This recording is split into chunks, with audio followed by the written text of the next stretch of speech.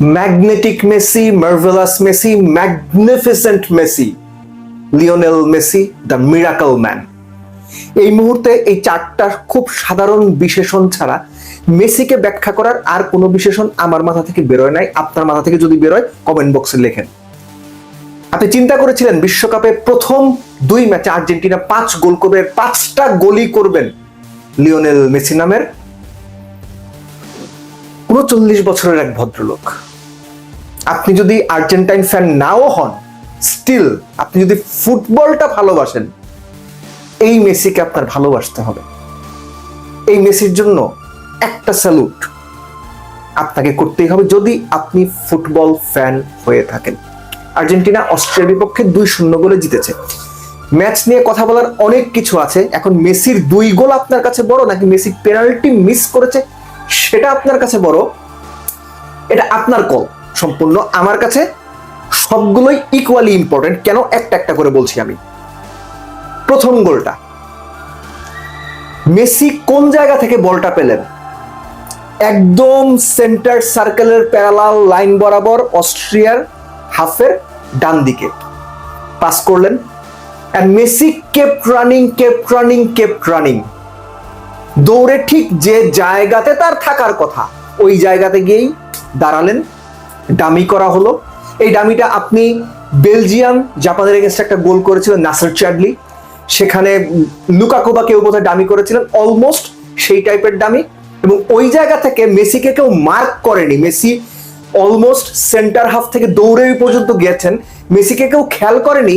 এই ভুলের মাসুল যেভাবে অস্ট্রিয়ার দেওয়ার কথা ছিল সেভাবেই তারা দিয়েছে। দ্বিতীয় গোল, অস্ট্রিয়া অ্যাটাক করছে সেকেন্ড হাফে। অস্ট্রিয়া আসলে বেশ ভালো কিছু অ্যাটাক করেছে, keep pressed the Argentine defence.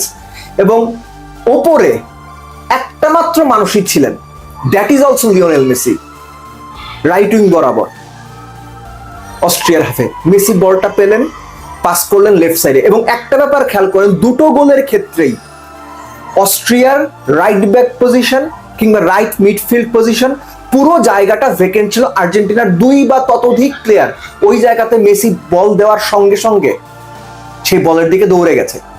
অর্থাৎ এই স্ট্র্যাটেজিক্যাল জায়গাটা আর্জেন্টিনা খুব ভালোভাবে কাজে লাগিয়েছে। ব্যাক টু মেসি, সেকেন্ড গোলে দৌড়ে তিনি ঠিক আবারও আগের মতো ডি বক্সের ভেতরে, পেনাল্টি বক্সের ঠিক আশপাশে সেখানে দাঁড়িয়ে রইলেন। এবং যখন সুযোগ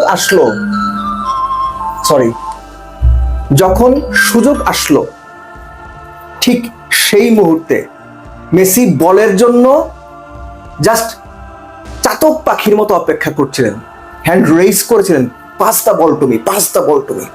বল পেলেন, শুট করলেন, বাড়ে গেল। ওটা ছিল আর্জেন্টিনার গোলে দ্বিতীয় শট, দুটোই মেসির। রিবাউন্ড হয়ে ফিরে আসলো, দুইজনের মাঝখান দিয়ে যে কোনো ভাবেই হোক দ্য মিরাকল ম্যান মেসি বলটা জালে পাঠালেন। ওটা ছিল আর্জেন্টিনার গোলে নেওয়া তৃতীয় শট, 3টাই মেসির শট। আর কি চান আপনি? হ্যাঁ, আপনার চাওয়ার একটা জায়গা বাকি আছে বোধ করি, ওই যে পেনাল্টি মিসটা নিয়ে। মেসি তো পেনাল্টি মিস করছে ভাই, অবশ্যই করেছে। পেনাল্টি মিস করার পরেও এরকম একটা প্রেসার্ড ম্যাচে অস্ট্রিয়ার মতো একটা শক্তিশালী অপোনেন্টের এগেনস্টে যখন ইউ উইল কিপ ইউর কুল, আপনি আপনার জায়গায় কাম থাকবেন, কম্পোজ থাকবেন এবং 2 গোল করে দলকে জিতিয়ে ওই পেনাল্টি মিসটা ভুলিয়ে দিবেন, তখন মনে হবে of course you are Lionel Messi. এটা আপনাকে দিয়েই সম্ভব, because you are the greatest one, the greatest footballer probably the world has ever seen. The GOAT তর্ক চলতে থাকুক, কোনো অসুবিধা নাই। মেসি বোধহয় এসবের ঊর্ধ্বে উঠে যাচ্ছেন। টানা 6 বিশ্বকাপ ম্যাচে গোল, বিশ্বকাপের সর্বোচ্চ স্কোরার, এগুলো থাকুক, দূরে থাকুক, আরো তো সময় বাকি আছে। তো মেসির কথা বললে আসলে বাকিদের কথা বলা হয় না, জাস্ট স্ট্র্যাটেজিক্যালি আমি কয়েকটা জায়গার কথা বলি। অ্যালেক্সিস ম্যাকালিস্টার আমার কাছে এই ম্যাচে অন্তত প্রথম হাফে এবং দ্বিতীয় হাফে 60-65 মিনিট পর্যন্ত আর্জেন্টিনার মূল কানেক্টর ছিলেন অ্যালেক্সিস ম্যাকালিস্টার। কিভাবে সেটা আমি বলছি। ফার্স্ট ম্যাচে আলজেরিয়ার বিপক্ষে আমরা আর্জেন্টিনাকে দেখেছি 4-4-2 কিংবা কম্প্যাক্ট মিডফিল্ড নিয়ে কিংবা মিডফিল্ড ওভারলোডেড করে ম্যাচটা প্রসিড করার জন্য। কিন্তু এই ম্যাচে আর্জেন্টিনা শুরু থেকেই তারা অ্যাটাকিং থার্ডে কমপক্ষে 4 জন রেখেছে অলওয়েজ। আপনি খেয়াল করে দেখেন, একটা বড় সময় পর্যন্ত Argentine 2 defender Romero, Lisandro Martinez, তারা একদম সেন্টার লাইনের যে সার্কেলটা থাকে তাদের হাফের সার্কেলের এই যে অবস্থান করেছেন, এবং বাকি যে 8 জন তারা অস্ট্রিয়ার হাফে অপারেট করেছেন। বল তারা রিকভার করার চেষ্টা করেছেন প্রতি 5 সেকেন্ডে বল লুজ করার সঙ্গে সঙ্গে। শুধু তাই নয়, অ্যালেক্সিস ম্যাকালিস্টারের কথা বলছিলাম, 4-1-3-2 এই যে ফরমেশনটা ছিল, অ্যালেক্সিস ম্যাকালিস্টার এখানে ছিলেন ওই 4 এর পরের যে 1 নাম্বার কানেক্টর, সেই কানেক্টর। আপনি যদি একটা ত্রিভুজ চিন্তা করেন, আর্জেন্টাইন গোলকিপারের কাছে যখন বল গিয়েছে তখন 2 ডিফেন্ডার একদম ডিবক্সের 2 কোণায় অবস্থান করেছেন, জায়গা বানিয়েছেন। এই যে ত্রিভুজের এই 2 পাশে, এটা ধরেন রোমেরো, এটা ধরেন লিসান্দ্রো মার্তিনেজ, ঠিক এই জায়গাটাতে ত্রিভুজের ওপরে অ্যালেক্সিস ম্যাকালিস্টার বারে বারে নিচে এসে বল কানেক্ট করেছেন। বল কালেক্ট করার পরে তার যে ডিস্ট্রিবিউশন চ্যানেল, সেই ডিস্ট্রিবিউশন চ্যানেল ছিল 3 জন, উল্টো ত্রিভুজ।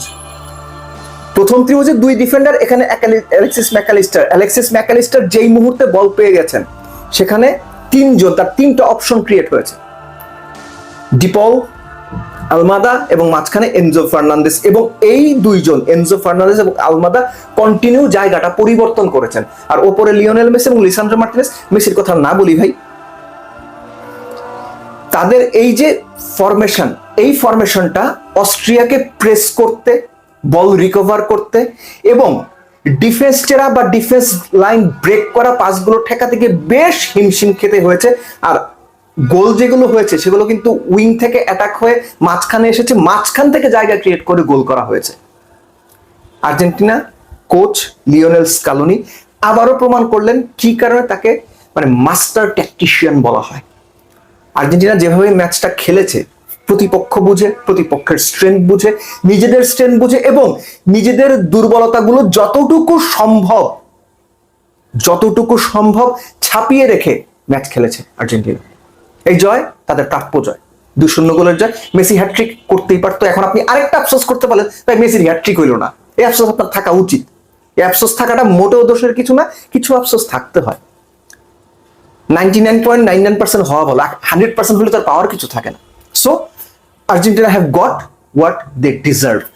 এই জয়টা আর্জেন্টিনার জন্য সিগনিফিকেন্ট এই কারণে যে যত টুর্নামেন্ট এগোবে আমার অনুমান আর্জেন্টিনার খেলা তত বেশি শার্প হবে, তত বেশি ফ্লুইডিটি বাড়বে টিমের মধ্যে, এবং নিজেদের মধ্যে যে ইন্টারপার্সোনাল কানেক্টিভিটি, এই কানেক্টিভিটিটা আরো অনেক বেশি তুখর হবে। আমি জানি না আর্জেন্টিনা কোন পর্যন্ত যাবে, round of 32, quarter final, semifinal, কোথায় গিয়ে বাদ পড়বে কিংবা চ্যাম্পিয়ন হবে কিনা, it's too early to predict. কিন্তু আমি আমার সেমিফাইনাল লাইন আপে শুরু থেকে আর্জেন্টিনাকে রেখে আসছি, এবং সেই পথে যাওয়ার জন্য আর্জেন্টিনার যে ধরনের ম্যাচ খেলা দরকার, যে ধরনের স্ট্র্যাটেজি অ্যাপ্লাই করা দরকার, এবং সেই স্ট্র্যাটেজি অনুযায়ী নিজেদেরকে যেভাবে মেলে ধরা দরকার, সব করেছে আর্জেন্টিনা। আর এই সব কিছুর ওপরে cherry on the top, the man himself, the magnetic, the marvellous, the magnificent, the miracle man, Lionel Messi.